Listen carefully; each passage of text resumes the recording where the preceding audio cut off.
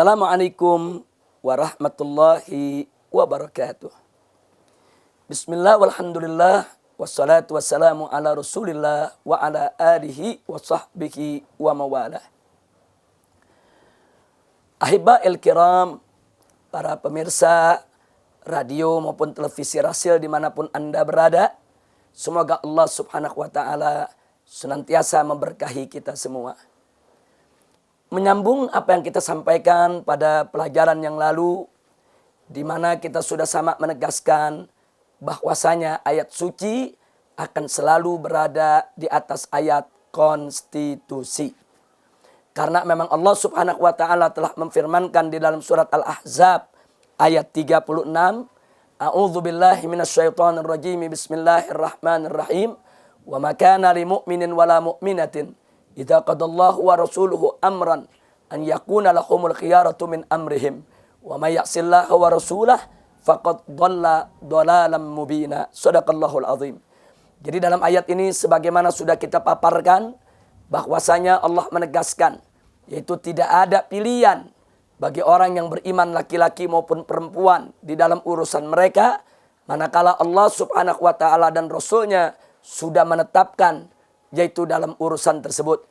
Kalau sudah ada ketetapan dari Allah subhanahu wa ta'ala, kita tidak punya pilihan lain kecuali hanya memilih ketetapan Allah subhanahu wa ta'ala. Dan Allah mengingatkan, wa may ya'sillaha wa rasulah, barang siapa yang maksiat kepada Allah dan Rasulnya, mengingkari Allah dan Rasulnya, durhaka kepada Allah dan Rasulnya, menolak ketetapan Allah dan ketetapan Rasulnya, faqad dhalla, maka dia telah tersesat, dhalalan mubina, dengan kesesatan yang nyata.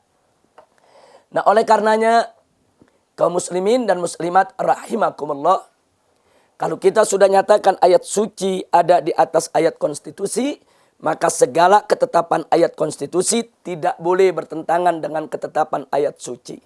Manakala bertentangan, maka ayat konstitusi tersebut wajib untuk direvisi dan disesuaikan dengan ketentuan ayat suci.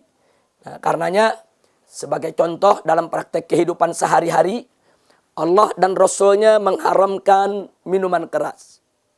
Tiba-tiba ada ketentuan perundang-undangan yang dibuat oleh negara membolehkan minuman keras. Maka kita wajib untuk taat kepada Allah dan Rasulnya dengan menolak ketetapan negara tersebut.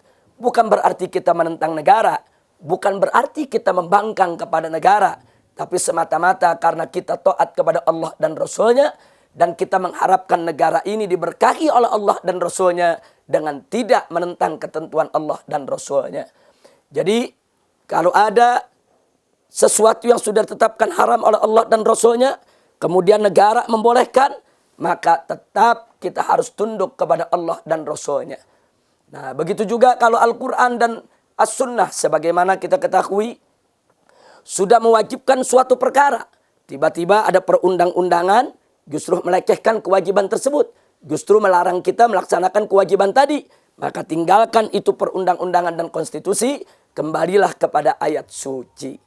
Nah, oleh karenanya seorang muslim dan seorang mukmin sejati tidak pernah ragu untuk melaksanakan segala ketetapan konstitusi dan perundang-undangan selama sejalan dengan ayat suci dan hadis Nabi. Sebaliknya, bahwa seorang mukmin sejati pun tidak akan pernah ragu menolak segala ketetapan konstitusi dan perundang-undangan selama konstitusi dan perundang-undangan tersebut bertentangan dengan Al-Quran, bertentangan dengan As-Sunnah, bertentangan dengan putusan ijma ulama, bertentangan dengan syariat Islam, bertentangan dengan ketentuan ayat suci. Nah, karena itu sekali lagi saya ingin mengajak segenap umat Islam, yuk mari tancapkan di hati kita yang paling dalam, masukkan dalam dasar sanubari kita semua bahwa ayat suci ada di atas ayat konstitusi. Nah, muncul pertanyaan, lalu bagaimana jika ada pihak-pihak yang mengatakan sebaliknya, bahwa ayat konstitusi ada di atas ayat suci? Maka kita katakan, pertama, mungkin karena yang bersangkutan tidak mengerti akan ketetapan agama, dia tidak mengerti tentang ajaran agama yang sebenarnya. Atau yang kedua, bisa jadi mereka itu sebetulnya tahu tentang ketetapan agama, tapi sengaja mereka ingin membalikkan kebenaran. Nah, inilah ciri daripada kaum zindik. Mereka memutarbalikkan ayat, memutarbalikkan hadis, mengharamkan yang halal, menghalalkan yang haram. Kemudian mereka melecehkan ayat suci. Nah, ini ciri-ciri sindik yang sangat-sangat berbahaya dan tidak boleh untuk kita dekati, apalagi untuk kita ikuti. Nah, karenanya di sini kita ingin memberikan masukan, saran, usul, nasihat secara ikhlas dan tulus kepada para pemimpin-pemimpin di negeri kita. Bila Anda ingin membuat suatu keputusan, janganlah membuat keputusan yang bertentangan dengan ayat suci. Kami mencintai Anda, kami menghormati Anda, kami siap untuk mentaati segala aturan yang Anda buat selama segala ketetapan Anda sesuai dengan keputusan ayat suci dan hadis Nabi. Dan maaf, manakala Anda membuat aturan-aturan yang bertentangan dengan ketentuan ayat suci dan hadis Nabi, kami tidak akan pernah segan untuk menolaknya, untuk memperingatkan Anda, dan untuk tetap menyerukan kepada Anda agar kembali ke jalan ilahi Rabbi. Jadi, kalau kami menolak ketentuan-ketentuan Anda yang bertentangan dengan ketentuan ayat suci, bukan kami melawan konstitusi, bukan kami melawan negara, bukan kami membangkang terhadap perundang-undangan. Tidak, justru kami cinta kepada negeri ini. Justru kami cinta kepada bangsa ini. Justru kami cinta kepada para pemimpin kami. Sehingga kami tidak mau mereka mendapatkan murka Allah subhanahu wa ta'ala. Nah, kaum muslimin dan muslimat rahimakumullah, ada hal yang sangat menarik untuk saya sampaikan juga di sini. Terkadang ada ulama-ulama, dai-dai yang menyuruhkan ke jalan kebenaran. Kemudian mereka ditakut-takuti. Kalau mereka menyampaikan kebenaran berarti mereka melawan konstitusi. Lalu mereka ditakut-takuti kalau nanti mereka akan dimasukkan ke dalam penjara. Inna lillahi wa inna ilaihi raji'un. Di sini saya ingin menyampaikan, kalau ada pihak-pihak yang mengancam para ulama yang menyampaikan yang hak untuk dimasukkan ke dalam penjara, demi Allah, Allah di dalam Al-Quranul Karim telah mengancam orang-orang yang melawan hukumnya, yang menentang hukumnya untuk dimasukkan ke dalam neraka. Dan ketahuilah bahwa neraka jauh lebih pedih, jauh lebih keras, jauh lebih mengerikan, jauh lebih menakutkan daripada siksa penjara yang Anda jadikan ancaman kepada ulama-ulama yang istiqamah. Nah, karena itu kita ingatkan, Allah telah mengancam kita semua.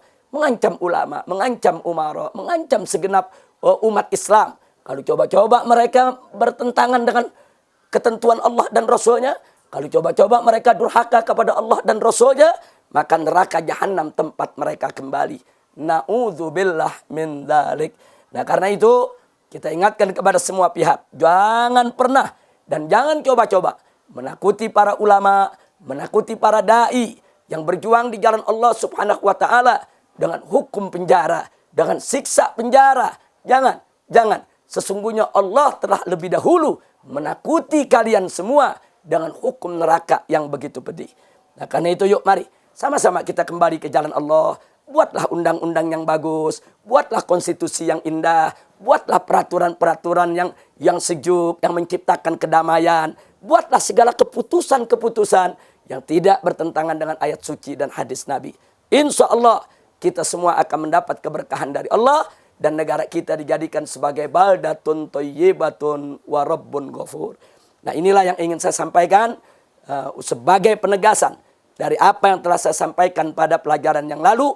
Sekali lagi, ayat suci di atas ayat konstitusi. Sekian yang bisa saya sampaikan. Hadaniyallahu wa iyyakum ila siratihil mustaqim. Wallahul muwaffiq ila aqwamit thariq. Wassalamualaikum warahmatullahi wabarakatuh.